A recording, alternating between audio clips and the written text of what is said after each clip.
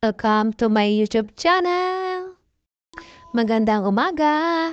Magluluto ako ngayon ng sinigang kasi na-miss na namin ang sinigang na baboy. Ayan, tsinay po nga guys, medyo matigas pa tong karne. Talagang matanda na siguro to.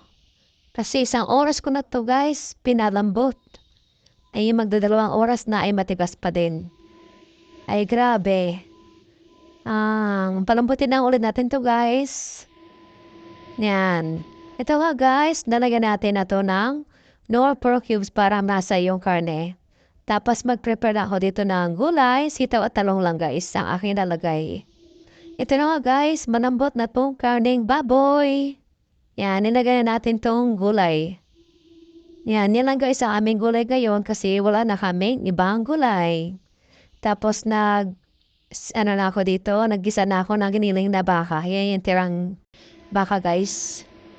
Iniwa ko lang siya ng maliliit. Tapos yan, gagawin kong ihalo ko siya sa bahaw. Ayan. Dinay ko siya ng magic sarap at konting paminta. Konting asin din guys.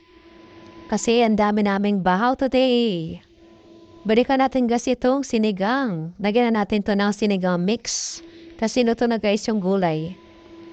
Ayan, dinamihan ko guys ng sabaw kasi gusto naman yung humihigop lang sabaw, mainit na sabaw. Tapos sinaya ko lang siya na sinigang para may konting anghang at masarap guys yan, mabango. Ito guys, luto na itong fried rice. Magluto na ba ako dito ng saging na saba, ayan. Panghimagas guys.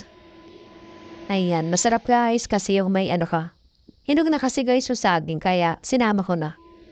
Niluto ko na. Prito lang guys. Yan, nilati ko lang siya sa dalawa. Para, share kami. Patong natin dito sa fried rice. Para magandang, tingnan naman. Pang ating ihahain sa hapagkainan. O, diba guys? So, siya ang aming fried rice with banana na saba. Kain tayo guys. Ito yung aming tanghalian. Thanks for watching. God bless.